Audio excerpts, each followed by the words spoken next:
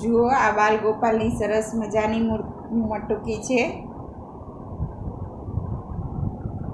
બધું જાતે બનાવેલું છે. જુઓ આ પિસ્તા છે. પિસ્તાના જે ઉપરના છાલ હોય, ફોફા હોય, એના બનાવેલા છે ફ્લાવર. કેવા સરસ મજાના દેખાય છે.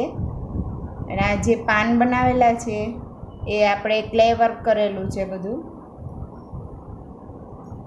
આ બધું ડ્રોઈંગ જાતે કરેલું છે. અને જે આપણે કેમલના કલર આવે છે એમાંથી જ કલર પૂરેલો છે બધો.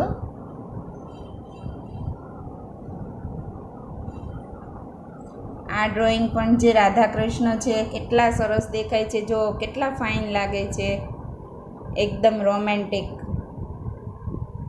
આ પણ જાતે ડ્રોઈંગ કરીને જે આપણે કેમલના કલર હોય એ જ રંગ પૂરેલો છે આમાં.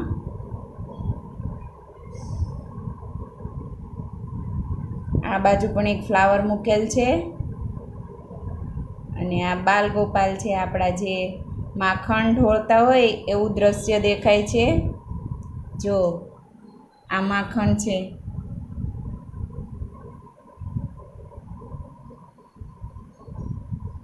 આ મટકીની ઉપર જે કિનારી બનાવેલી છે એ પણ જાતે જ આપણે પીછા હોય એવી રીતે ડ્રો કરેલું છે.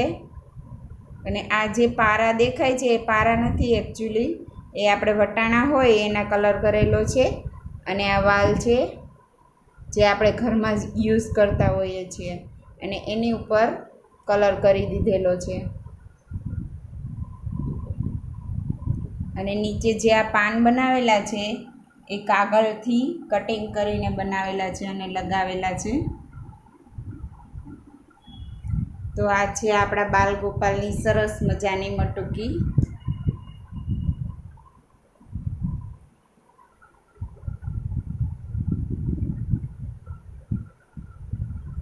અને આ ઉપર તમારે રૂ મૂકી દેવાનું છે એટલે એવું દેખાય છે કે આ માખણ ભરેલું છે.